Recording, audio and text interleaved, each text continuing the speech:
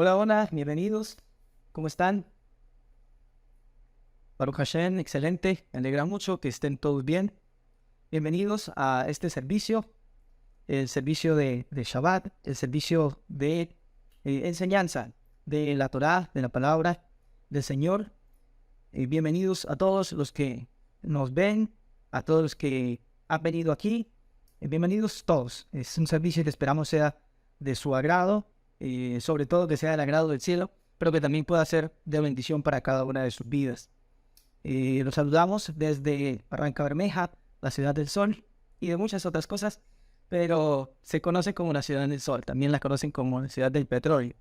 Los saludamos de manera muy especial, deseamos que este servicio de veras que sea de bendición para ustedes, y bueno, quiero compartir con ustedes un mensaje de la palabra del Señor, el mensaje de la parashá semanal, de la porción de esta semana, que se encuentra en el libro de Éxodo.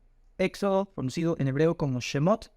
La porción se encuentra desde el capítulo 18, versículo 1, hasta el capítulo 20, versículo 26. Yo quiero compartir con ustedes hoy, le pido que abra su Biblia, si la trajen, pero que sí, abra su Biblia y acompáñenme a Éxodo capítulo 18. Ahí donde inicia la parashá, la porción semanal, va a iniciar también la lectura que haremos hoy y que servirá de base para el mensaje que quiero transmitirles. Éxodo capítulo 18, versículo 1. Si ya contó, por favor confírmemelo. Leo para ustedes. Dice: oyó Jetro, en hebreo Yitro, sacerdote de Madián, el suegro de Moisés, todas las cosas que Dios había hecho con Moisés y con Israel su pueblo, y cómo el Eterno había sacado a Israel de Egipto. Y tomó Jetro, suegro de Moisés, a Séfora, la mujer de Moisés, después que la envió, y a sus dos hijos. El uno se llamaba Gersón, porque dijo: forastero he sido en tierra ajena. Y el otro se llamaba Eliezer, porque dijo: el Dios de mi padre me ayudó y me libró de la espada de Faraón. Y Jetro, el suegro de Moisés, con los hijos y la mujer de éste, vino a Moisés en el desierto, donde estaba acampado junto al monte de Dios. Y dijo a Moisés: yo, tu suegro Jetro, vengo a ti, con tu mujer y sus dos hijos con ella. Y Moisés salió a recibir a su suegro, y se inclinó, y lo besó. Y se preguntaron el uno al otro cómo estaban, y vinieron a la tienda. Bendito sea el Eterno, donador de su Torá. Amén, ve amén. Esta porción es muy emotiva, es sumamente emotiva. Esta porción además es muy poderosa. En esta porción, la parashá que lleva como nombre Yitro, no solo tiene lugar el encuentro, como recién leímos, de Moisés con su suegro Yitro. También el gran caudillo de Israel, me refiero a Moshe, por supuesto, se reencuentra con su mujer y sus dos hijos. Quien haya tenido que separarse por razones laborales, académicas, de la vida, a veces de salud, o lo que fuere, quien haya tenido que separarse por un momento de su familia, sabe lo duro que es y sabe lo emotivos que son esos reencuentros. Hace poco visité a mi padre, como saben, quienes me conocen, vivo distanciado, separado de mi familia, de mis padres, y abuelos y tíos, y demás, por razones del trabajo, del ministerio, etc. Y nos podemos ver cada año, a veces ha pasado 2 años, y siempre que nos vemos es lágrimas cuando nos encontramos y lágrimas cuando nos despedimos, porque los reencuentros son emotivos, ¿verdad? Y esta porción nos habla de eso, de encuentros, de reencuentros, y son maravillosos.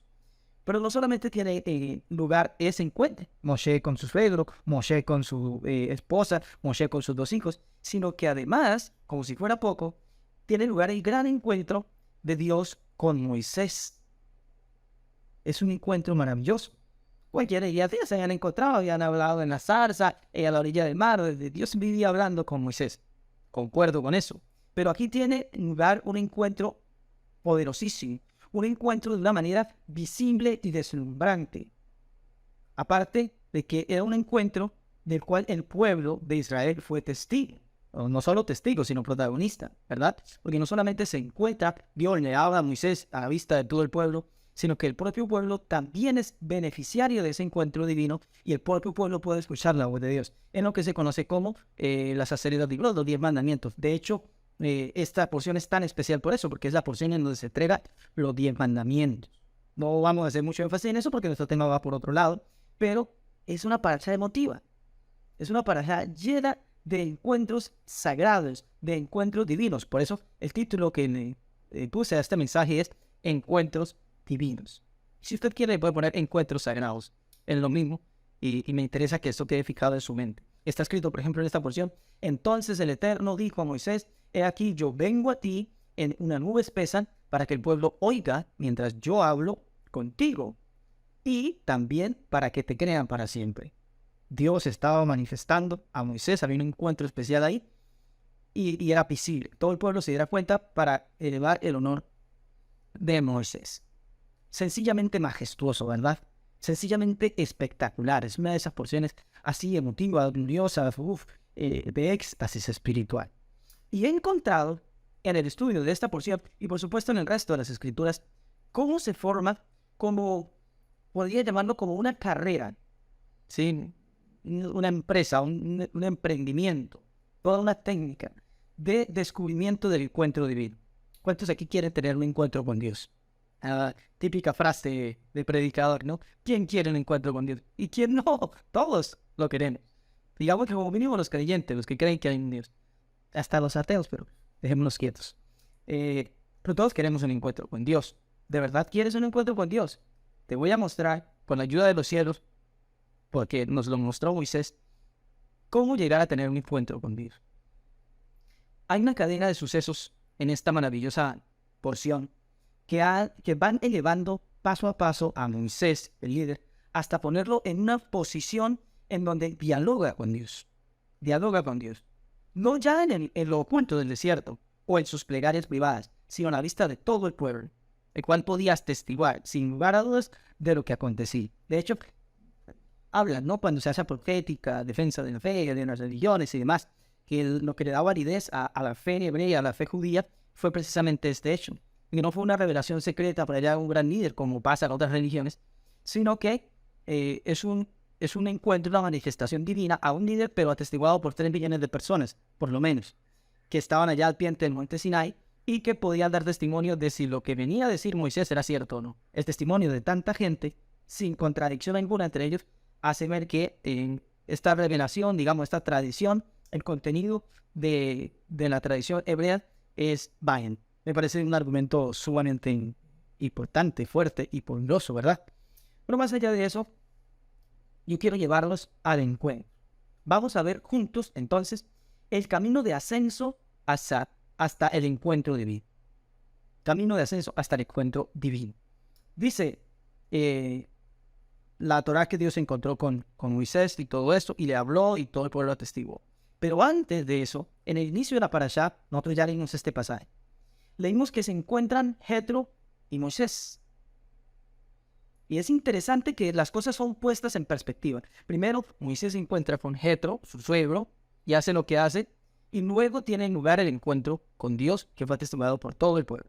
Leemos, ya lo leímos, quiero leerlo de vuelta para usted, Éxodo 18:7, donde dice: y Moisés salió a recibir a su suegro, y se inclinó, y lo besó, y se preguntaron el uno del otro cómo estaba, y vinieron a la tienda, entraron al lugar privado para seguir su charla, ¿verdad? Yo me pregunto lo que cualquiera de nosotros se preguntaría. Usted, me imagino que se lo ha preguntado. Usted allá del otro lado se lo ha preguntado. ¿Era propio lo que hacía Moisés? Recibió a su suegro, se inclinó. Aquí está la raíz de Shtahabat. Se inclinó, se postró, lo besó. Se preguntaron al otro cómo estaba. No, una otra tremenda. Pero era propio lo que hacía, porque después de todo, ¿quién era el grande aquí? Acuérdense que el que viene al encuentro es Jetro. Jetro y Yitro escuchan, dice el versículo 1, como dice la parashá, todas las cosas que Dios había hecho con Moisés. El grande era Moisés. Y en todo caso, el pueblo de Israel. Pues dice el versículo, y con el pueblo de Israel. Cómo habían sacado a Israel de Egipto y demás. Pero el que da honra aquí es Moisés a Jetro. Los rumores acerca de grandes proezas eran Sol y Moisés. Pero el que recibía honra en este pasaje era Jetro. El grande, el portentoso de la historia, Moisés, estaba dándonos una lección de mansedumbre y de humildad. Pero este man no es la mansedumbre y la humildad, sino el encuentro, ¿verdad? Encuentro divino, el encuentro sagrado. Aquí está reverenciando a Moisés, reconociendo la grandeza del otro. Ese era Moisés. De hecho, la propia Torá, experta en fijarse en los detalles importantes, nos sugiere los hechos que llevaron a Moisés a mostrar esta actitud. Quiero decirle, y este es mi punto, el principal y casi que el único en el que me voy a basar hoy. Para que tenga lugar el encuentro sagrado, el encuentro divino, el gran encuentro, Moisés tiene que pasar por una escuela de encuentros divinos, sagrados también, que iniciaron aquí en esta porción. Luego, ¿qué mueve a Moisés a dar, a entregar, a ofrecer esa honra a su pueblo Yitro? Que por cierto, ya nos ha adelantado la Torá en las porciones anteriores, que era un dignatario, un principal, según Rashi, lo que no tengo leído como que era sacerdote de Madián. Rashi es de la opinión de que ahí hay que leerse esa palabra, que se traduce como sacerdote, como un líder principal, como un príncipe, como un grande. Más allá de si es así o no, o si era sacerdote, lo cierto es que estamos hablando de alguien de otra cultura, de otro pueblo y todas las demás cosas de Madián, cualquiera diría pagano o lo que fuere, pero aquí está Moisés dándole otra. ¿Qué lo movía a eso? Bueno, quiero que hagamos unos detalles juntos. Dice la Torá en Éxodo 18:2, que tomó Jetro, suegro de Moisés, a Zipora. En hebreo, Zipora, lo han traducido como, o transliterado como Séfora, o Séfora. Zipora, en hebreo es como avecilla, como pájaro. No sé si han escuchado canciones en hebreo moderno. Zipor, como Zipor, título de canción, pájaro. Este caso era en femenino, la pajarita. Pero dice, tomó Jetro suegro de Moisés a Séfora, la mujer de Moisés, después de que la envió, y a sus 2 hijos. El uno se llamaba Gershón, porque dijo, forastero he sido en tierra ajena, y el otro se llamaba Eliezer, porque dijo, el Dios de mi padre me ayudó y me libró de la espada de Faraón. Yo me imagino a Moisés tiempo después cuando él está registrando la Torá. Acuérdense que la Torá se le conoce Torá de Moisés no solo porque él recibe los mandamientos, sino porque según una tradición, él registró, dejó en crónicas, pues, de lo que es todo lo vivido, todo el éxodo y todo lo demás.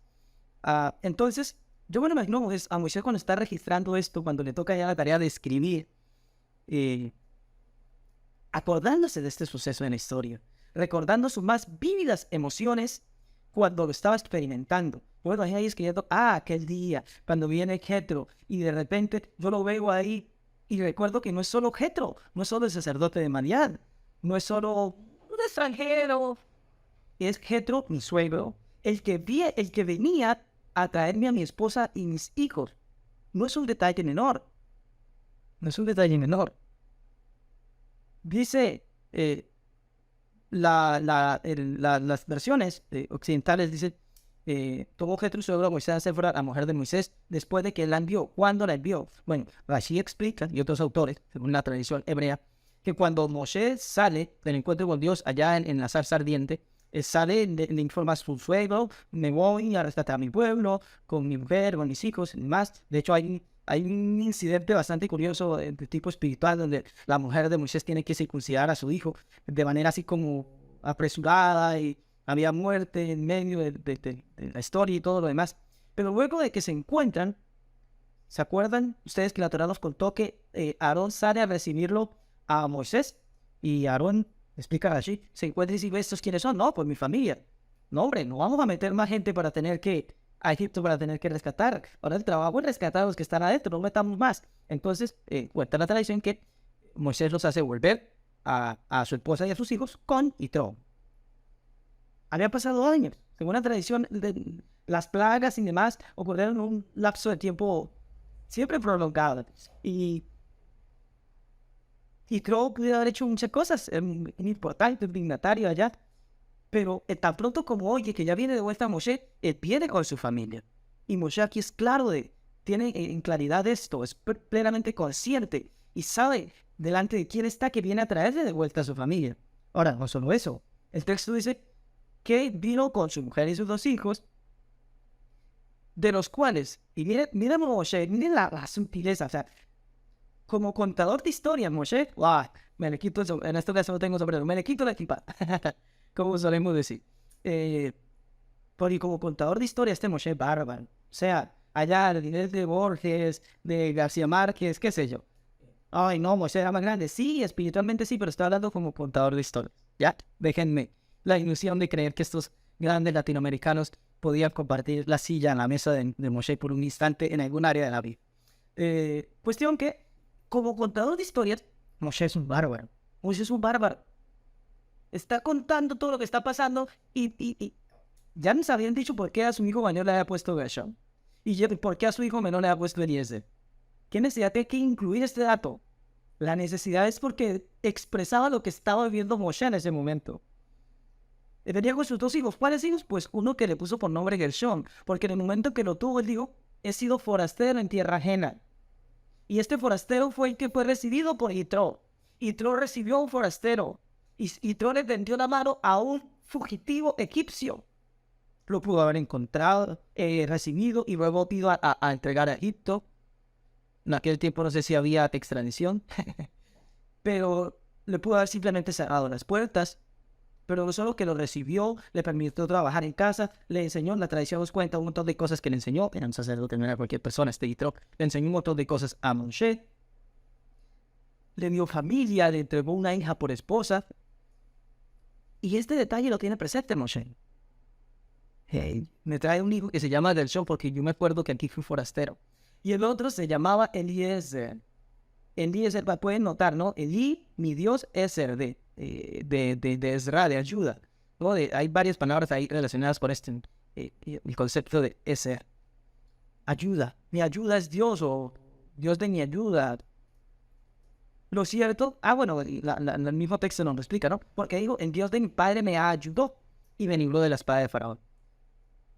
Moisés es plenamente consciente de cuál había sido la mano de Dios en su situación particular.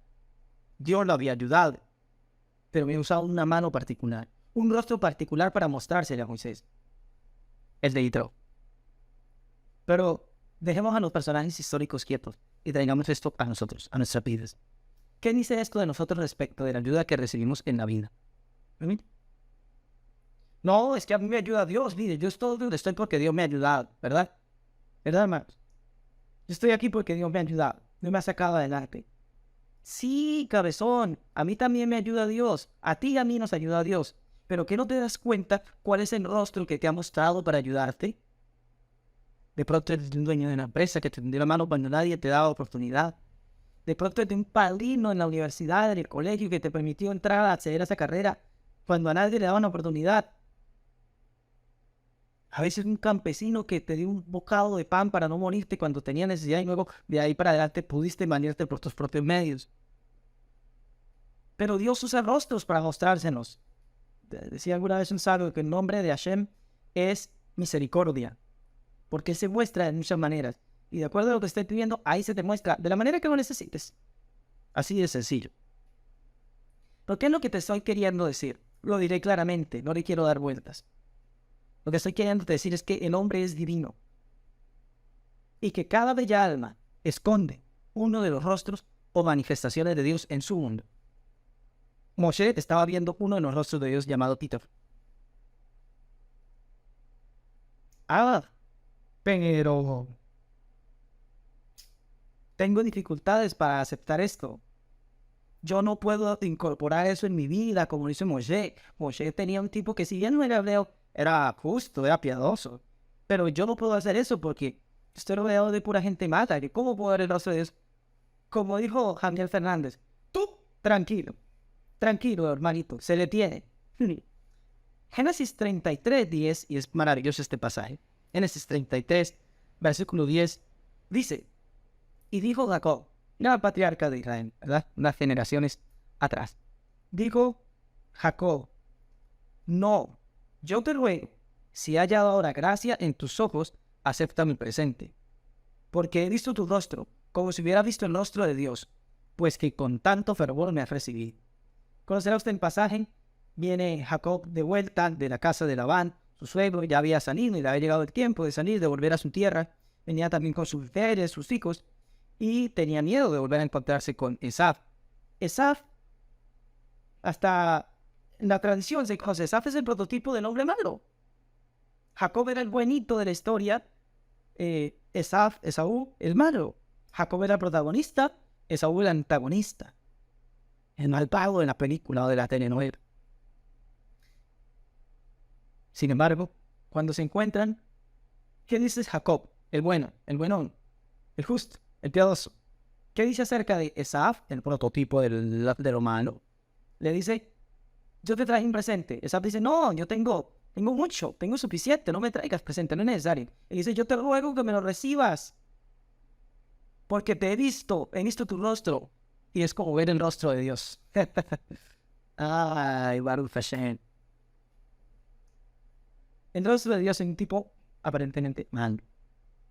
Querido, permíteme decirte que no es a ti, ni a mí, por supuesto, a quien corresponde juzgar si el otro es bueno o malo, si es merecedor de tu honra o no. Me gusta como lo dice, como lo recibí mi maestro. Dice que hay un punto intacto en el alma de la persona desde donde debemos aprender a conectar con él. Y dice, una enseñanza maravillosa. Cuando conectamos, hay un punto intacto en el otro, un punto intacto de su alma, incorruptible e incontaminable, desde donde el asesino no es asesino. O sea, puede estar de frente a un asesino, pero hay un punto sagrado intacto en el alma. Parece que el alma es divina. En el Neshama, el alma divina la recibimos de Dios, como oramos toda la mañana. Toda la mañana decimos, bendito seas que me vuelven el alma con piedad, y después decimos, el alma que me has dado es pura, tú la has creado, tú la has formado, tú la insuflaste en mí, tú me la diste, la tomarás de mí y después me la regresarás. Bueno, hay un punto intacto en esa alma que no se ve perjudicado, y desde el cual yo puedo estar delante de una y hay un punto intacto en su alma donde no es así. Bueno, en ese punto es donde tenemos que aprender a conectar con él, con el otro. Ahí hay un punto divino en él, ese punto intacto. Ese que tenemos que buscar. No quedarnos con los ropajes, no quedarnos con la fachada. Es que es mentiroso, es que es grosero, es que se porta mal, es que es promiscuo, es que, etcétera, etcétera. Para eso va a haber mucho. O sea, no estamos cansados de ver la vida todo el tiempo así. ¿De qué nos ha servido una vida por siglos, milenios, viendo lo malo en el otro? ¿Ha cambiado algo? ¿Qué tal si empezamos a ver lo bueno en el otro? A buscar ese punto intacto, donde podemos aprender a ver, a descubrir rostros sagrados, rostros divinos, para que se nos revele. Jacob sabía que estaba delante de la grandeza divina al ver a su hermano. Era un reconocimiento genuino, sagrado. No tenía planes ni agendas egoístas. Jacob aquí en lo que estaba viviendo en su encuentro. De hecho, el contexto del pasaje es sumamente conmovedor. Se ruegan mutuamente acerca de recibir o no recibir el presente. Pero la respuesta que cada uno da es reveladorcísima. Dice en Génesis 33:8. Y Esaú dijo, ¿qué te propones con estos grupos que he encontrado? Y Jacob respondió, el hallar gracia en los ojos de mi Señor. Jacob le llamaba Señor a Esaú. Y dijo Esaú, suficiente tengo yo. Otra versión dice, yo tengo mucho, hermano mío, sea para ti lo que es tuyo.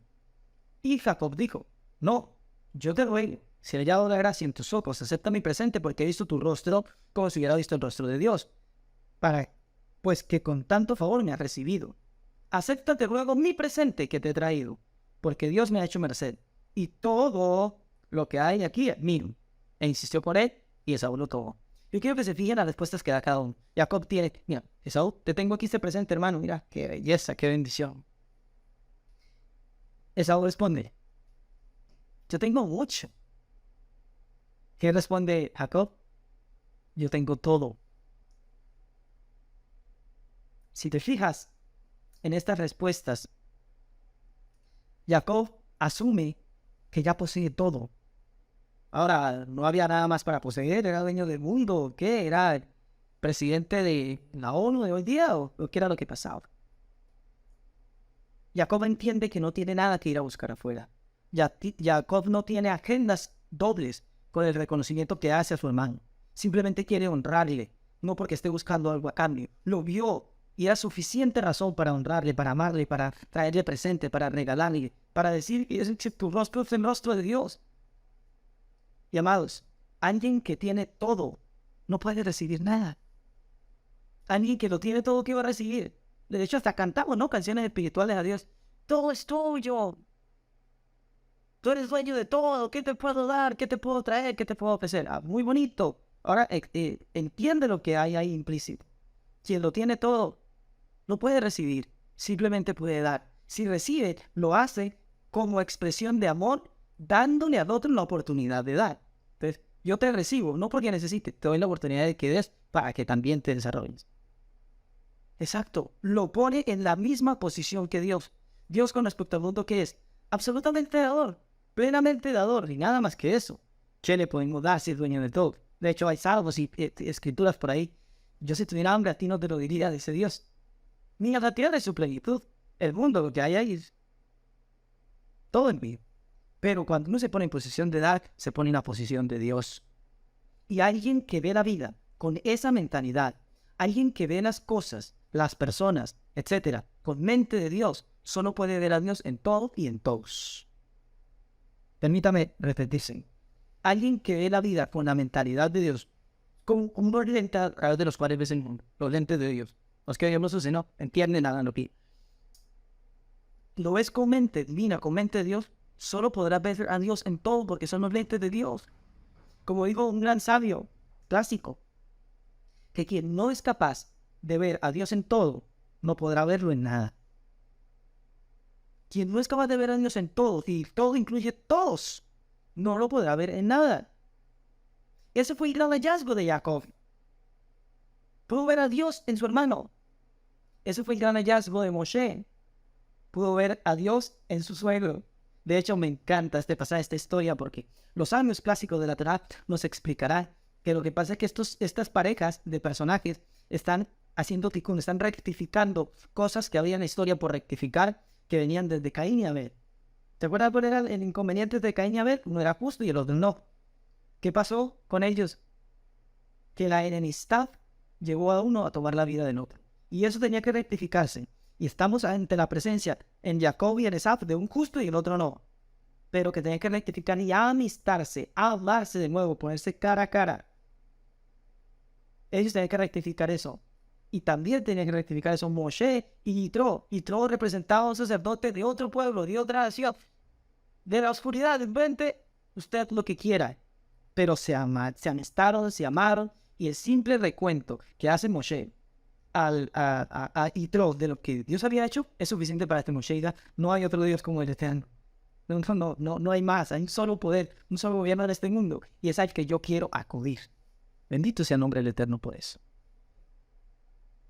Y está profetizado que la redención final vendrá cuando sean capaces de Esaf, lo que representa el prototipo de Esaf, y lo que representa el prototipo de Jacob, o sea, el pueblo hebreo y el pueblo occidental, sean capaces de verse cara a cara, de amarse, de ver en uno el rostro divino en el otro, y no de enemistarse. Tan cierto es que encontramos una curiosidad muy hermosa en nuestra parasha. Una curiosidad más, esta parasha es genial. Dice Éxodo 18, 23, dentro de los consejos que le da Yitro a Moisés, hablar en la porción, que Yitro sorprende a Moisés trabajando mucho, exagerándose en la jornada de trabajo y dice, hombre, estás loco, te vas a enfermar, no vas a poder soportar, te vas a perjudicar tú, terminarás perjudicando al pueblo, valte de gente que te ayude y demás. Después de que le da el consejo para establecer jueces que le ayuden a Moisés a juzgar al pueblo, el versículo 23 del capítulo 18 dice, si esto hicieres y Dios te lo mandare, qué lindo, ¿verdad? No es como yo te doy esta orden, síguela, sino es que eres un bruto y no eres capaz de hacer las cosas bien. Si esto hicieres, el consejo que te estoy dando, para mí es el mejor consejo que alguien te pueda dar. Pero además, si Dios te lo mandare, es decir, respeto tu integridad para entender que tú también persigues la voluntad de Dios y podrás juzgar y discernir si es o no propio lo que yo te di. Pero bueno, dice, si es tú hicieres y Dios te lo mandare, tú podrás sostenerte y también todo tu pueblo irá en paz a su lugar. Y oyó Moisés la voz de su suegro e hizo todo lo que dijo. Yo quiero que se fije usted en este orden. Oyó Moisés la voz de su suegro e hizo todo lo que dije. Oyó, aquí es Shamad. Hizo, que el hacer, el acatar, el obedecer. La expresión ahí tiene que ver con una palabra hebrea que es nasa, hacer. Pero miren que este acto que hace Moisés no hizo cualquier cosa. Mire, esto es equiparable a la obediencia de Dios. El término que usa ahí es de obedecer y acatar los mandamientos.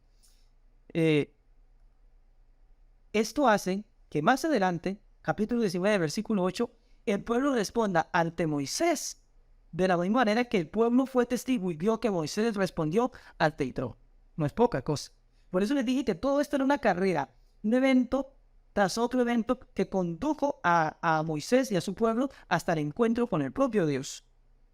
Pero todo lo que estaba pasando aquí con Yitro, con los hijos de Moisés, con todo esto, con los jueces, todo era una preparación para lo que se venía. Dice el versículo 8 del capítulo 19. Todo el pueblo respondió a una y dijeron, todo lo que el Eterno ha dicho, haremos. Haremos. ¿Cómo haría el pueblo? Como hizo Moisés con su suegro. Hacer. Nasá, la raíz gramatical hebrea. Pero mire, tan poderoso es esto que ya leímos que Moisés oyó a su suegro, oyó su voz e hizo lo que le dijo. Mire que la recompensa divina viene, como sabemos, Dios no recompensa un poquito, Dios multiplica, a veces infinitesimalmente. El capítulo 24, versículo 7, todavía estamos en el contexto de los mandamientos de la Torá que Dios le trae al pueblo y demás. Cuando Moisés le propone al pueblo los mandamientos de Dios, y mire cómo responde el pueblo. Dice el capítulo 24, versículo 7. Y tomó el libro del pacto y lo leyó a oídos del pueblo, el cual dijo, haremos todas las cosas que el Eterno ha dicho y obedeceremos. En hebreo es Kol asher diber Hashem naaseh benishma. O sea, todo aquello que dijo el Señor, Kol asher diber Hashem, naaseh benishma. Es decir, haremos y luego escucharemos. El pueblo se estaba empeñando y diremos, viene de Moisés. Lo que nos está diciendo Moisés acerca de un mandamiento de Dios, viene de Moisés. El Moisés que escuchó a uno que no vio lo que nosotros hicimos, que recibió su consejo. Un tipo que oye y obedece, no nos va a llegar a obedecer algo loco, despropósitos. Nos empeñamos. Lo que hemos visto en Moshe es suficiente para nosotros decir, obedeceremos. Y bueno, después escucharemos a qué es lo que nos están pidiendo que obedezcamos. Qué lindo, como dijo Mario Sabat. Qué lindo ver la escritura cumplirse, ¿verdad? Quien está dispuesto a honrar, está dispuesto para ser honrado. Pero claro, cualquiera en este punto podría haberse motivado a honrar a alguien en eminencia, ¿no? Yitro en todo caso era un sacerdote, un príncipe, qué sé yo. O a honrar a alguien con un mínimo de autoridad, o algo bueno que pueda otorgarnos, ¿verdad? No siempre hay que honrar al grande, pero a veces honramos a un menor. Por ejemplo, un cliente. Yo soy dueño de una empresa, tengo mi plata, por ejemplo, tendría empresa, ¿no? Pero necesito a los clientes, entonces estoy dispuesto a honrar a alguien menor, porque el cliente en todo caso es el que le da vida a la empresa. Entonces estoy capaz de honrar, de tratar bien, con amabilidad, a un cliente, a un proveedor, si se quiere, a un empleado, porque por ahí si no lo cuido y no lo trato bien, empieza bien a robarme, qué sé yo. Pero ahí hay doble agenda, ¿verdad? Y yo no lo quiero llevar allá. Yo quiero que lo lleves a lo más mínimo, a lo básico, si prefieres. Permíteme avanzar en nuestra porción, dentro de los consejos que le da Yitro a Moshe. Miren lo que está escrito. Éxodo, Shemot 18-19. Oye ahora mi voz, le dice Yitro a Moshe. Yo te aconsejaré, y Dios estará contigo.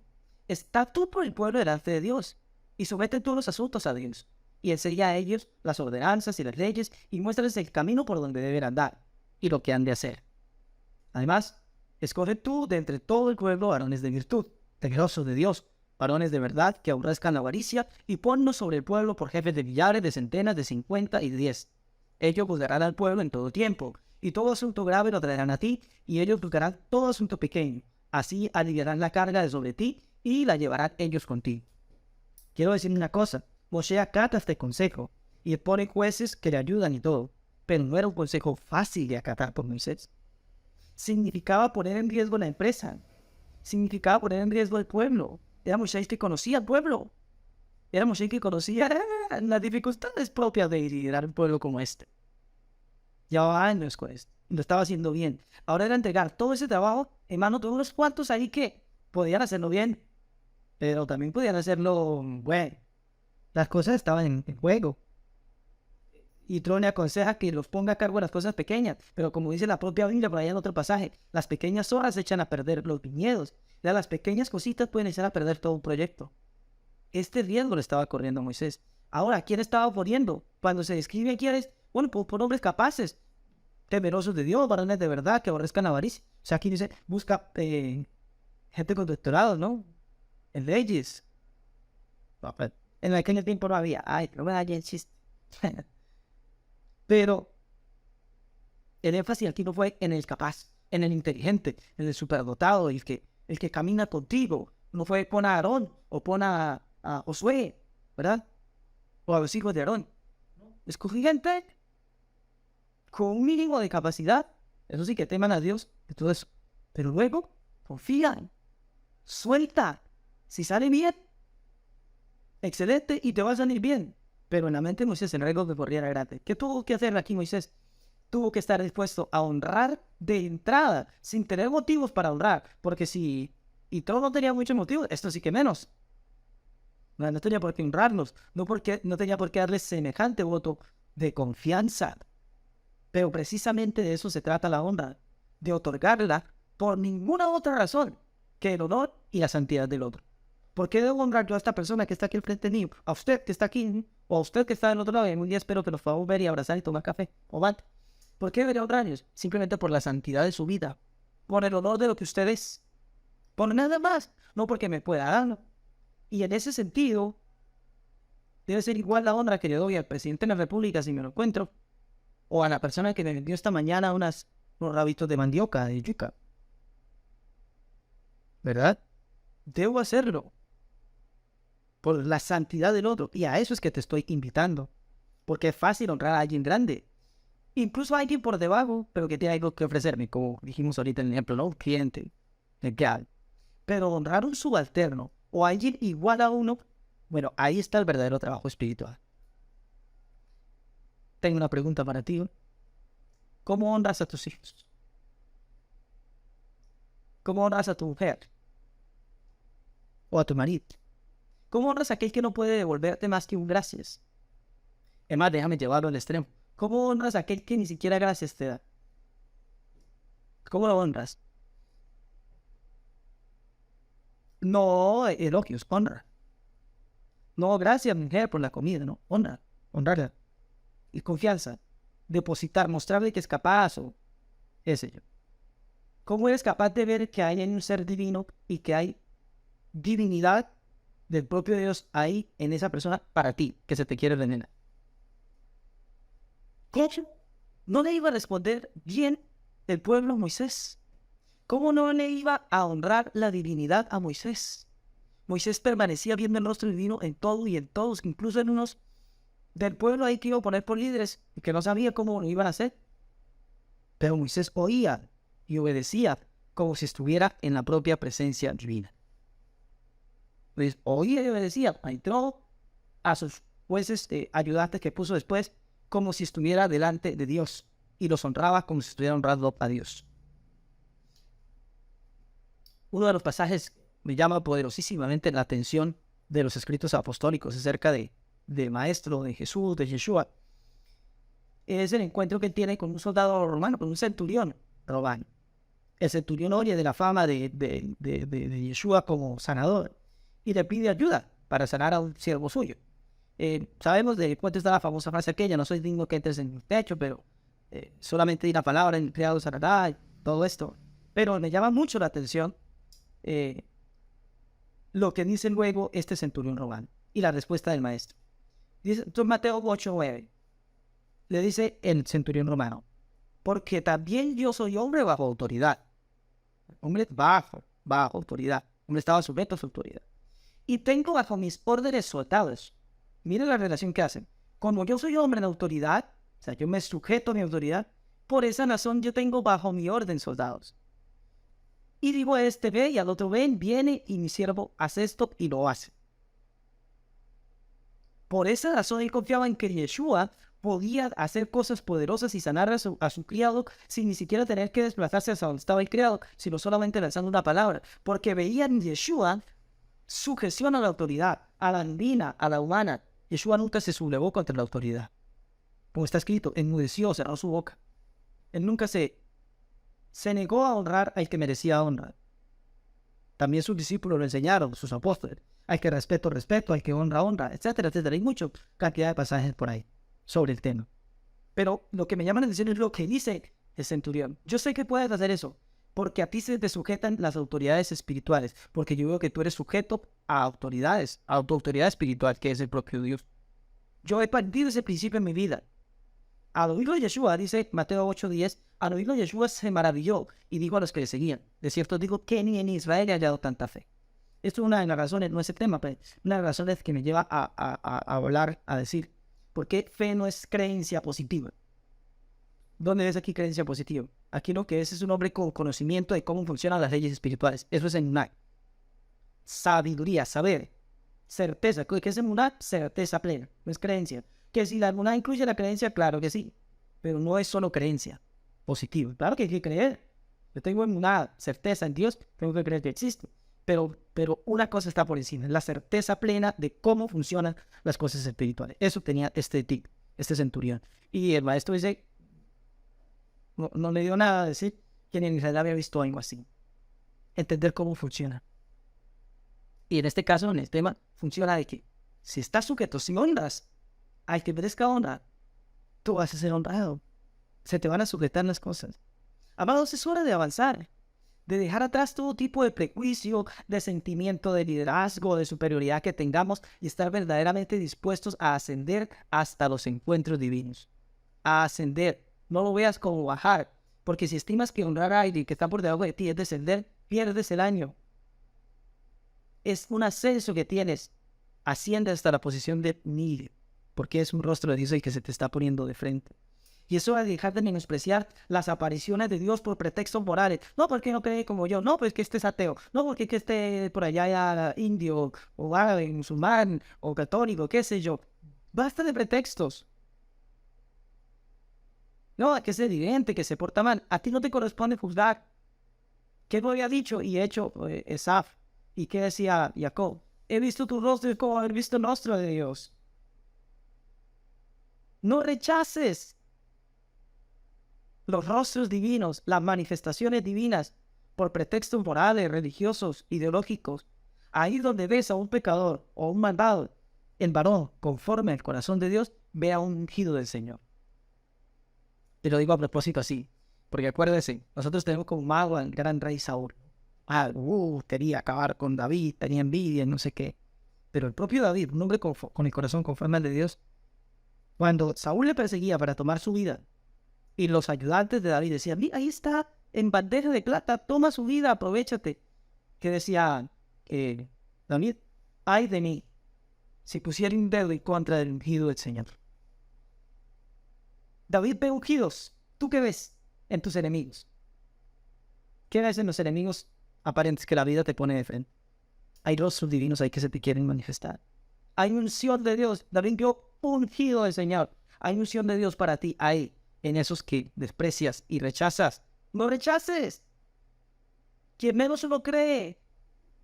Un bordo, vendedor callejero, un mecánico, alguien aparentemente inferior, tiene muchas cosas divinas para ofrecernos. Tanto como el doctor, el corbatado, el ingeniero, tanto, igual.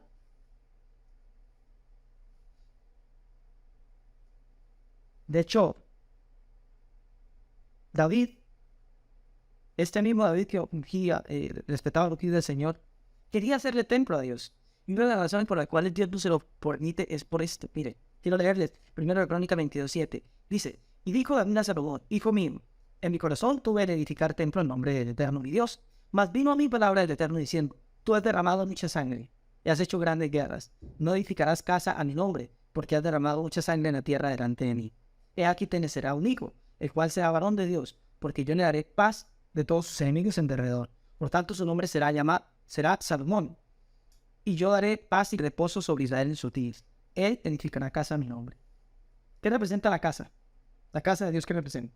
La presencia de Dios, ¿verdad? Casa de Dios sin presencia de Dios es un edificio. Estamos hablando de lo mismo, del encuentro con Dios. ¿Qué tiene que haber para que haya alguien que propicie un encuentro con Dios, una casa de Dios? Un pacificador, un hombre de shalom, un hombre de paz. David, por cuestiones de la vida, no vamos a hablar ahorita de la literatura imprecatoria, él tenía que cumplir una misión, David, y en su misión de vida por la administración, digámoslo, divina de las cosas del mundo, él había tenido que tomar vidas. Y eso impedía que David hiciera templo. Pero Salomón sí, porque el que propicia encuentros sagrados de la más alta calidad son los hombres de paz, no los que ven un enemigo al frente, sino los que ven un hermano, sin importar qué tipo de persona sea, los que hacen la paz con todos. De hecho, me encanta que un descendiente de este mismo linaje lo dice en Mateo 5:9. Dice, bienaventurados los pacificadores, los que buscan la paz con el otro, no la enemistad. ¿Por qué? Porque ellos serán llamados hijos de Dios, así como se dijo que Salomón iba a ser llamado hijo de Dios. Es hora de despojar nuestro corazón de tanto prejuicio. ¿Por qué vemos al otro como malo? Porque tenemos corazón malo, ojo malo para verle. Le vemos con ese ojo y eso manifestamos. Tenemos que ser de un corazón limpio y juzgar bien. Como dijo también el maestro, ahí mismo en el versículo anterior del Sermón del Monte. Bienaventurados los de limpio corazón, porque ellos verán a Dios. Yo tengo para hacerte la misma pregunta con la que comenzamos. ¿Quieres un encuentro con Dios? ¿De verdad sí? ¿De verdad quieres un encuentro con Dios? Dichoso tú si eres de limpio corazón para juzgar al otro. Dichoso tú si eres un pacificador, porque solo tú podrás ver a Dios. Recuerda esto cuando tengas tus reuniones. Sí, la reunión espiritual como esta, ¿no? Cuando nos reunimos a cantar ese culto. Claro, sí. Pero no solo eso. Cuando te encuentras con un tipo en la calle, te tomas un café en una gaseosa, se sientan a charlar de lo dura que está la vida. Recuerda eso. Recuerda, no. Tu encuentro, por fortuito que sea, con otra vida, no es accidental, dicen los sabios de la Mishnah. No seas tan tonto como para creer que alguien que te encuentres en el camino te lo encontraste por sola casualidad. Hay algo detrás. Hay alguien detrás. Esa persona viene a traerte un recado, un mensaje divino. Ese tipo es quizá el propio rostro de Dios que viene a revelársete. Son encuentros divinos.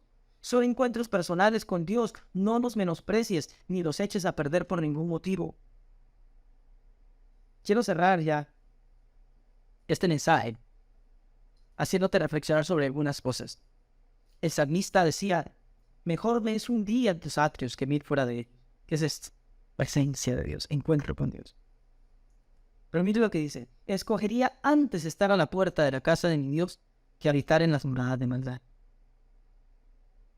La morada de maldad, ¿qué es la maldad? El egoísmo, la verdad. La maldad es la vanagloria de la vida. Y ahí no quiero estar, ese salmista. ¿Yo dónde quiero estar? A las puertas de la casa de mi Dios. ¿Quién es la casa de Dios? ¿Cuál es la casa de Dios? Está escrito, y por muchos lugares, ustedes son templo del Dios viviente. Dios ha decidido morar en el hombre. Y Dios mora en el hombre a través del alma divina que nos dio. Eso viene desde el propio Dios. Cada alma que te encuentras en la calle es una extensión de la morada de Dios. ¿Dónde escoges tú estar? ¿En los antros? ¿En los lugares lujosos? ¿En palacios? ¿En centros comerciales? ¿O en la casa de Dios, donde Él habita, en el otro? Ahí quería estar el salmista. Salmos, en el 42, recoge la misma enseñanza. Dice, como el siervo brama por las corrientes de las aguas, así clama por ti, oh Dios, el alma mía. Mi alma tiene sed de Dios, del Dios vivo. ¿Cuándo vendré y me presentaré delante de Dios? Estaba sediento, ¿verdad? El salmista, anhelante de la presencia de Dios. Él quería verla como fuera. Fueron mis lágrimas, mi pan de día y de noche, mientras me dicen todos los días, ¿dónde está tu Dios? El salmista no veía la mano del favor de Dios. Y la gente se le burlaba. Pero mire la respuesta del versículo 4. Y yo me acuerdo de estas cosas. O sea, él meditaba cuando tenía presencia de Dios. ¿Cómo era? Dice, Me acuerdo de esas cosas y derramo mi alma dentro de mí. De cómo yo fui con la multitud. ¿Multitud de qué? De otros. Multitud de almas. Y la conduje hasta la casa de Dios, entre voces de alegría y de alabanza del pueblo en fiesta. ¿Cómo creas casa de Dios? ¿Cómo creas presencia de Dios en tu vida? Acude a la gente, acude a la multitud, acude al otro. El más mínimo, el más insignificante. Ahí está el rostro de Dios que se te quiere revelar. Esto es cierto para el salmista, esto fue cierto para David, esto fue cierto para Shlomo, esto fue cierto para Jesús, para Yeshua, esto fue cierto de Pablo, esto fue cierto de Moisés, lo vimos, esto fue cierto de Jacob, esto es cierto de todos. ¿Quién quiere aquí verdaderamente un encuentro con Dios? ¿Tú lo quieres? Yo lo quiero. ¿Lo vamos a seguir menospreciando el encuentro con Dios? Él se nos está ofreciendo. Él se te ofrece, como decimos, en el aparentemente antagonista, en el otro. Pero mucho cuidado con los pequeños detalles, en el que parece insignificante, en eso que damos por obvio y que parece que ahí no está Dios, ahí también está. No han sido pocas las veces que el Señor se me ha manifestado y revelado a través de mis hijos balbuciantes. Una de las más cercanas que recuerdo. Estaba un día apesadumbrado, mis pensamientos convulsos, un poco por aquí, un poco por allá, pensando en muchas cosas, ¿no? Dios, háblame ahí, orando, y estaba hasta en una reunión espiritual, y estaba ahí cantando y adorando. Y de pronto, mi hijo vino, mientras yo estaba con ojos cerrados, sacó la Biblia de mi bolso, se fue allá a leer en su cuenta. Mi hijo Daniel, 7, 8 años tiene ya. Y ya lee. Entonces, cuando él se vuelve, yo estoy ahí como pensando una decisión, otra, en algunas cosas en la mente. Y llega y me dice, papi, ¿tú sabías que en la Biblia dice? Entonces él toma la Biblia y la abre así. Pone su dedito y dice, ¿tú sabías que la Biblia dice esto? Mira, lo que es imposible para el hombre es posible para Dios. Yo me quedo viendo, él cierra la Biblia y se queda así, cuando se le queda así.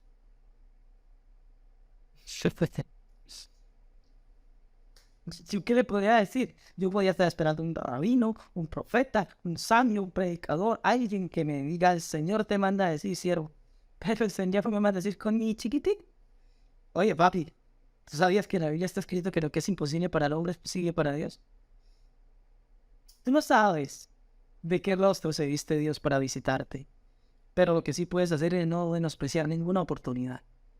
No menosprecies ninguna. Ninguna. Menos por prejuicios humanos, ideológicos, religiosos, morales o lo que fuera. No menosprecies. Todo lo puedo recibir, todo está escrito que hay que discernir los espíritus. Discierne, sí, claro, discierne, pero no menosprecies, porque sucede como con la profecía. El apóstol decía, no menosprecies la palabra profética. Discierne, juzga, ¿no? Escucha una palabra que parece profética, escucha a ver si es cierto, si no. Pero a priori no desprecies, no menosprecies, porque tú no sabes si es una verdadera palabra de Dios y te la pierdes por estar juzgando de antemano. Lo mismo con el encuentro divino. Tú no sabes dónde se te va a revelar Dios, pero mientras pasa que eres consciente de eso, no menosprecies las oportunidades. No menosprecies ofertas de encuentros sagrados, divinos, que te hace el propio Dios a través de lo más insignificante que tú puedas creer, porque ahí se revela Dios. Y en la medida que estés dispuesto a honrar esos rostros de Dios, vas a poder ver la honra que Dios te hace a ti, delante de muchos, delante de toda tu realidad, honrándote, hablándote, dirigiéndote, guiando tus pasos, a pesar de todo y delante de muchos, para la gloria de su nombre. Pero tú atesoras estas palabras en tu corazón y ves a Hashem, con ayuda de los cielos, que la energía espiritual de esta porción nos ayude a mejorar, a crecer y a, como digo aquel sabio, si el que no es capaz de ver a Dios en todo, no va a ser capaz de verlo en nada. Yo quiero verlo en todo. Mira con ojo bueno, mira con ojo de Dios y vas a poder ver a Dios en todo y en todos, en toda tu realidad, en todo y todos los que te rodean, para la gloria de su nombre. Eterno, que estás en los cielos, bendigo tu nombre, Señor, porque eres bueno y santo, piadoso, misericordioso. Eres abundante en bondad, Señor. Tú eres tan bueno y te ha placido revelártenos, te ha placido manifestarte a nosotros, Señor. Y como dice por ahí la canción, a veces te muestras en el niño de la calle, a veces en el vagabundo, a veces en el jefe, a veces te muestras en el vendedor. ambulante en el uno y en el otro. Yo no quiero dejar de ver tu rostro, Señor. Yo quiero aprender a ver todas las cosas con buen ojo. Dame ojo bueno, Señor. Ain Hatov, dame ojo bueno para ver todo lo bueno siempre detrás de la otra persona. Todo lo bueno detrás de la circunstancia que parece adversa y difícil. Y entender que a través de todo ello, tú te me estás revelando, Señor. Permite, Padre Celestial, que rechace para siempre esa actitud de ver lo bueno en el otro, sino que me enfoque en ver lo bueno, en lo divino, en tu rostro detrás de cada uno, Señor, y que a través de eso tú me permitas verte en todo y descubrir que en todo tú estás conmigo y para mí, Señor. Todo esto para la gloria de tu nombre, eterno Dios. Muchas gracias te doy, Señor. Beshem Yeshua. Amén y amén. Baruch Hashem. Bueno, mis hermanos, muchas gracias por haber acudido, por haber venido. Gracias a todos los que se conectan, se conectaron, y a los que van a ver luego esa transmisión. Deseamos que eso sea de bendición para todos. Cuídense mucho. Hasta la próxima, por ayuda de los cielos. Shalom, shalom y Shavuot Tov.